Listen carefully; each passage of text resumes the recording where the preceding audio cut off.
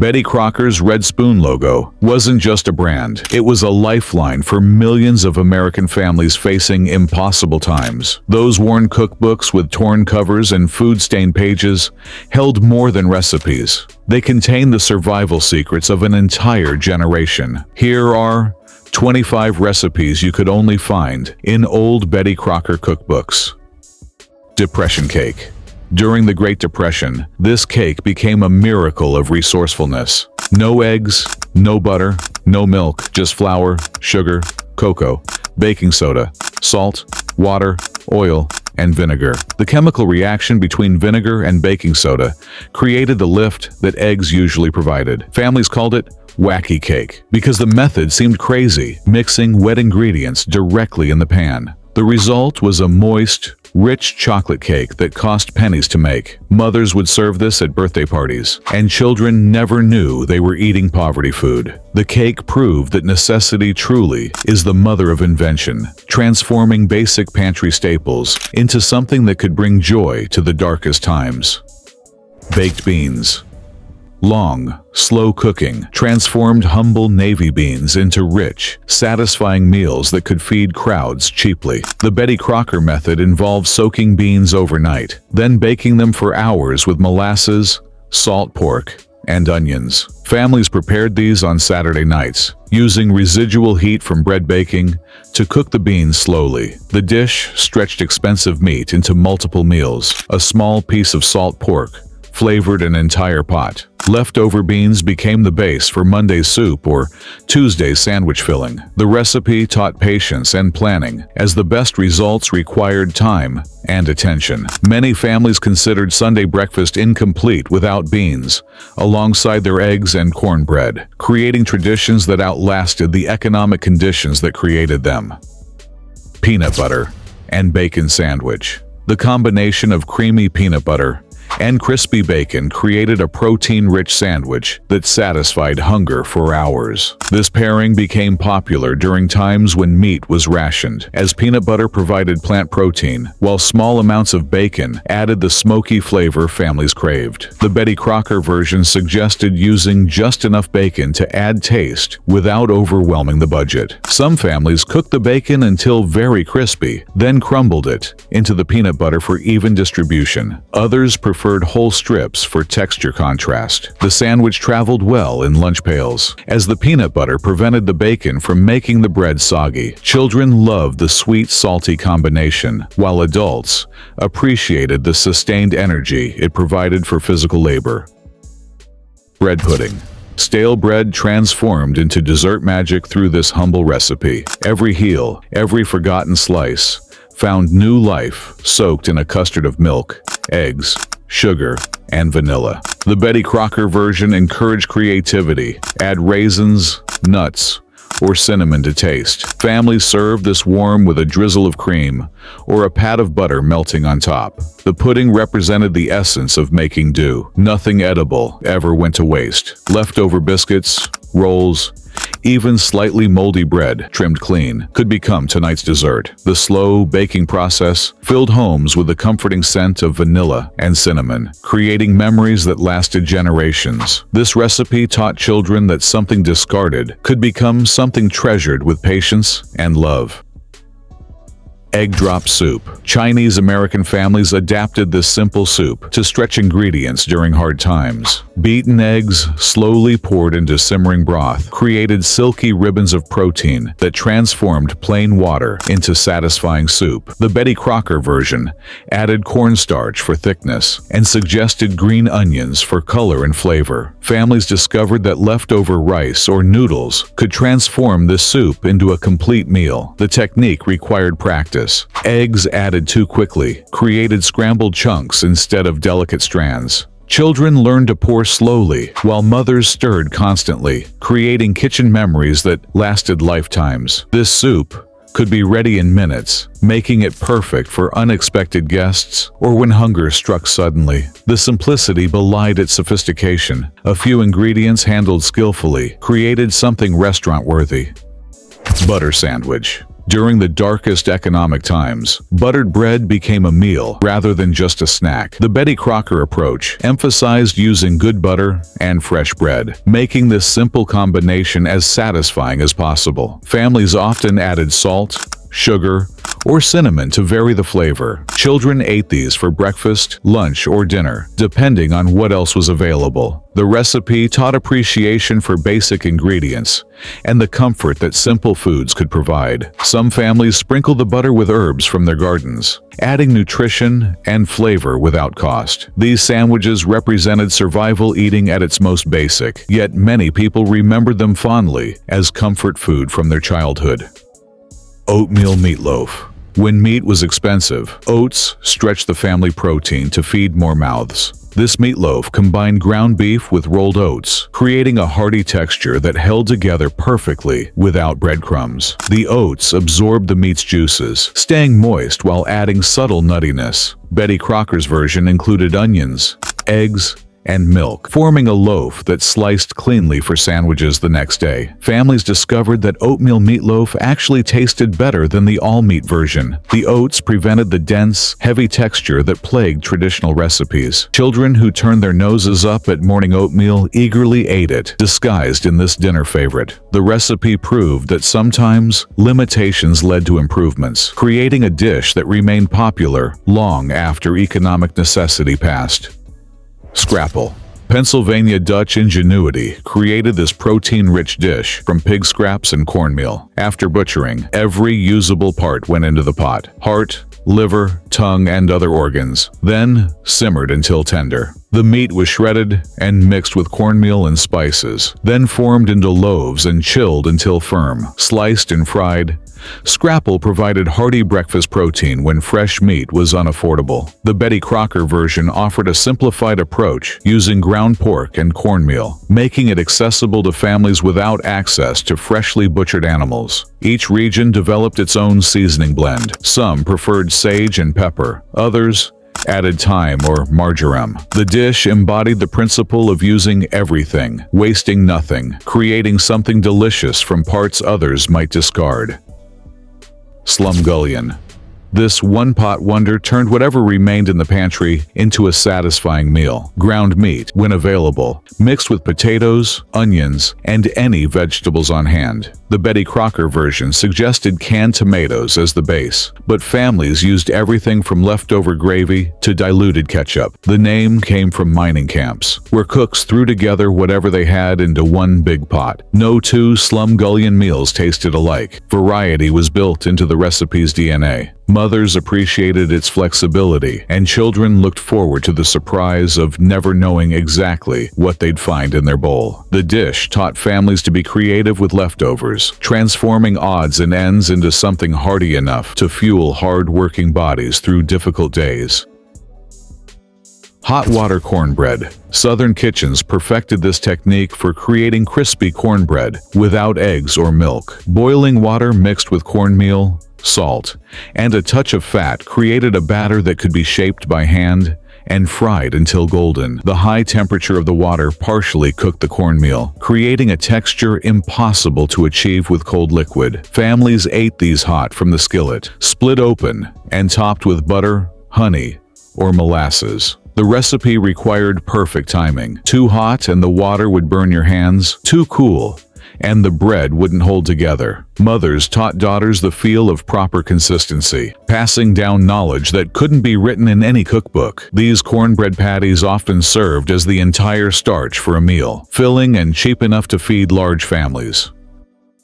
Stone soup. Based on the famous folktale, this recipe started with water and a clean stone, then built flavor through community contributions. The Betty Crocker version provided a practical framework. Start with broth or bouillon, add root vegetables, and finish with whatever protein was available. Families used this recipe during particularly lean times, sending children to neighbors with small offerings in exchange for soup contributions. One family might contribute an onion, another some leftover beans, a third perhaps a ham bone for flavoring. The stone served as a conversation starter and a symbol of shared responsibility. By evening, a pot that started with nothing had become a hearty meal for everyone involved. The recipe taught children about community cooperation while ensuring no one went hungry. Potato soup. Every farm family knew the value of potatoes: cheap, filling, and versatile enough to carry a meal. This soup started with potatoes boiled until tender, then mashed partially to create both chunks and creaminess in the same bowl. Milk or cream, when available, created richness, while onions added depth. The Betty Crocker version suggested bacon fat for flavor, though any cooking fat worked in a pinch. Families served this soup with cornbread or biscuits, creating a meal substantial enough for working folks. Leftover mashed potatoes could be thinned into soup the next day, preventing waste while creating variety. Some cooks added carrots or celery for color and nutrition. The soup proved that simple ingredients, treated with respect and care, could satisfy both hunger and soul. Molasses cookies. When sugar was rationed or too expensive, molasses provided sweetness and distinctive flavor for cookie making. These soft, chewy treats combined molasses with flour, spices, and just enough fat to hold them together. The Betty Crocker recipe included ginger, cinnamon, and cloves, creating warming spices that made the house smell like Christmas, even in July. Children helped roll the dough into balls and press them with fork tines, creating the characteristic crosshatch pattern. The cookies stayed soft for days, making them perfect for lunchboxes and after-school snacks. Mothers appreciated their keeping quality and the way they satisfied sweet cravings without breaking the budget. The dark, rich flavor made them seem more sophisticated than simple sugar cookies, proving that sometimes limitations led to superior results. Gravy sandwich. Leftover breakfast gravy became lunch between two slices of bread, creating a filling meal from scraps. The Betty Crocker approach suggested heating the gravy just enough to make it spreadable, then layering it generously between buttered bread. Families often added sliced hard-boiled eggs or leftover sausage to make the sandwich more substantial. Children took these in lunch pails, the bread absorbing just enough gravy to stay together without becoming soggy. The combination of starch, fat, and protein provided sustained energy for afternoon work or play. Some families preferred their gravy sandwiches cold, the fat having solidified into a rich spread. The recipe represented ultimate frugality, using every last drop of the morning's cooking to fuel the day's activities. Fried potato skins.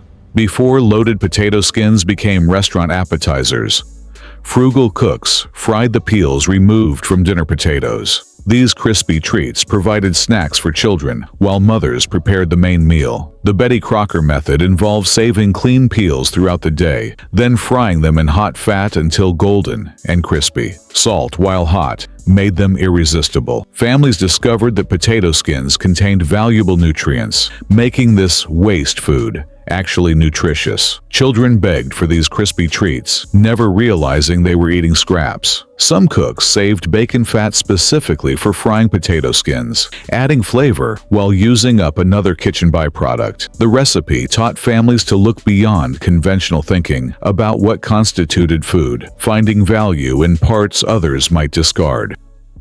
Sardine sandwich. Canned sardines provided affordable protein and essential oils when fresh fish was unavailable or too expensive. These small fish, packed in oil or tomato sauce, could be mashed onto bread for quick, nutritious meals.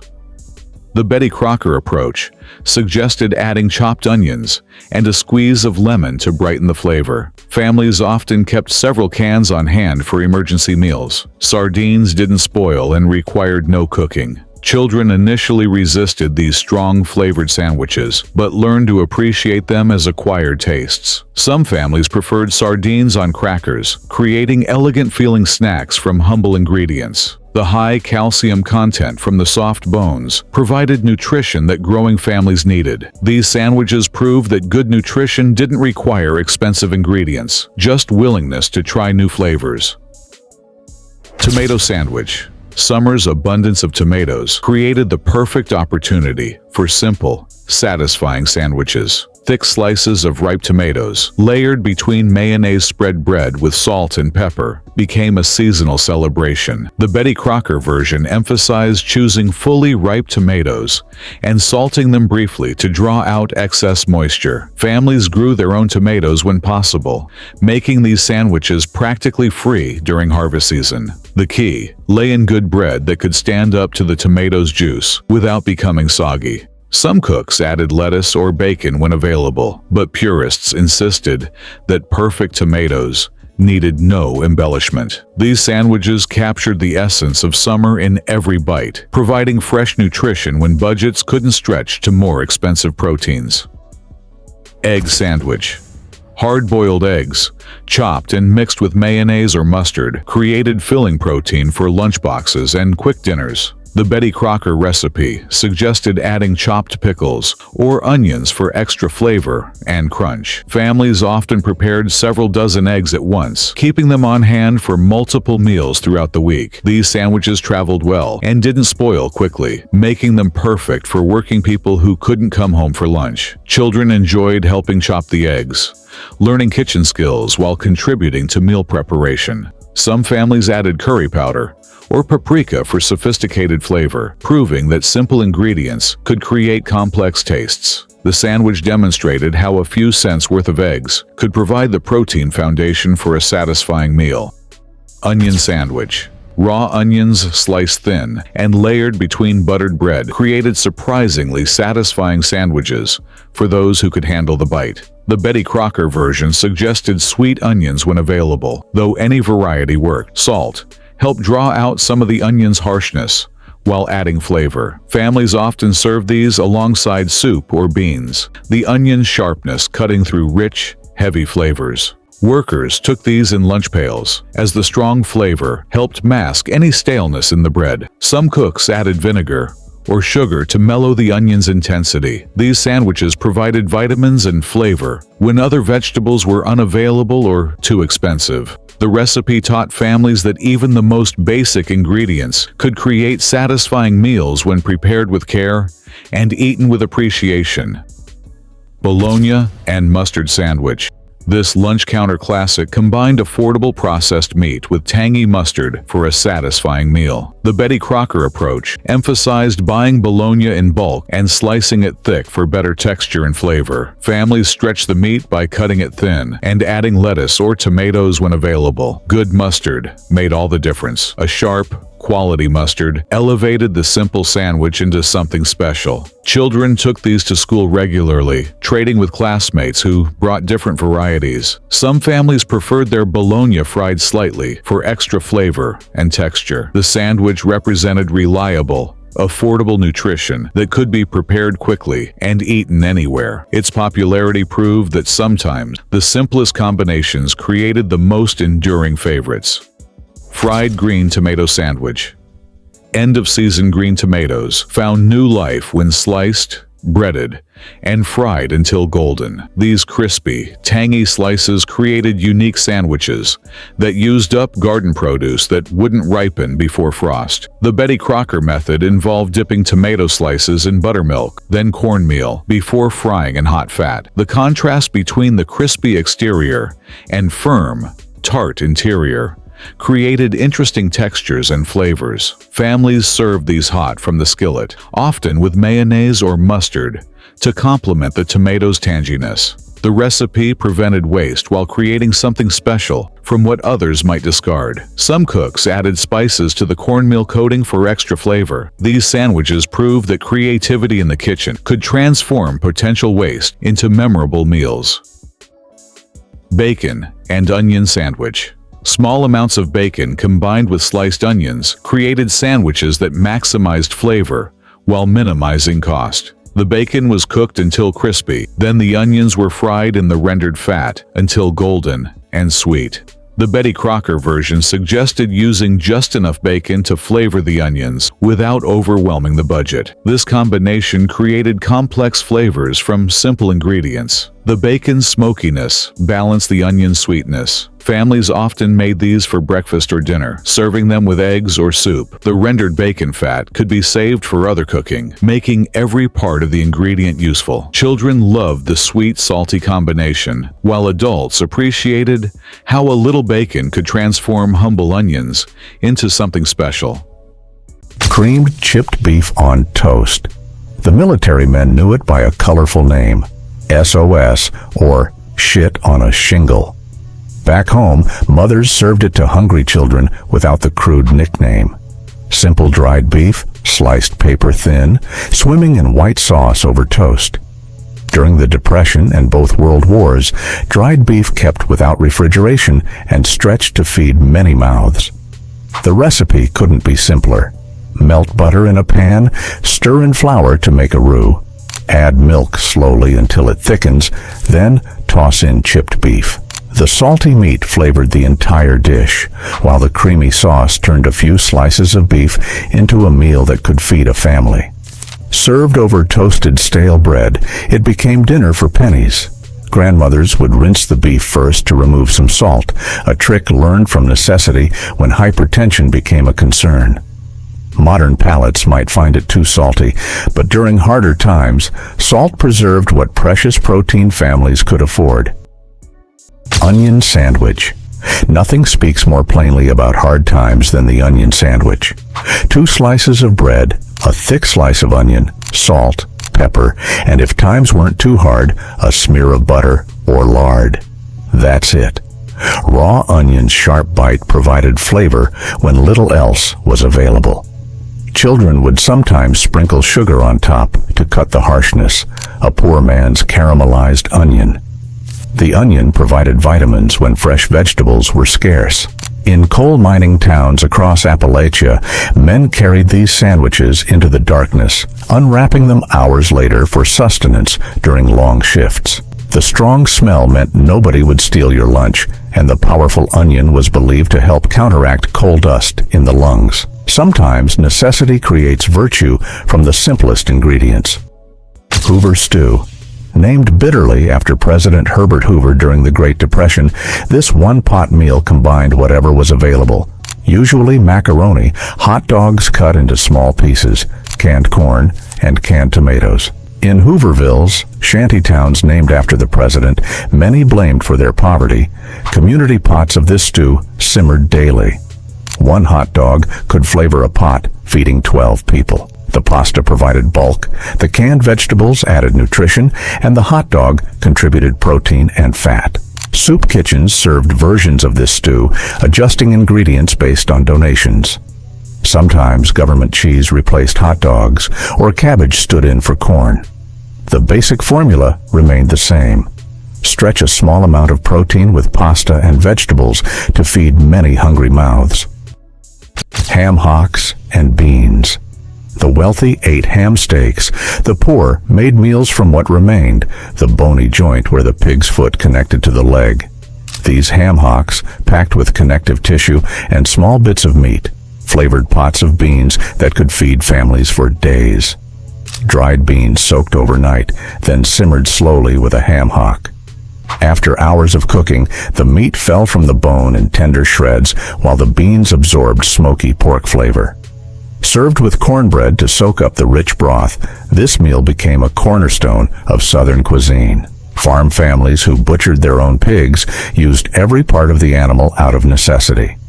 The ham hocks could be smoked and preserved, flavoring meals throughout winter when fresh meat was scarce. Today, chefs rediscover this humble cut for artisanal soups, but for generations, it simply meant survival.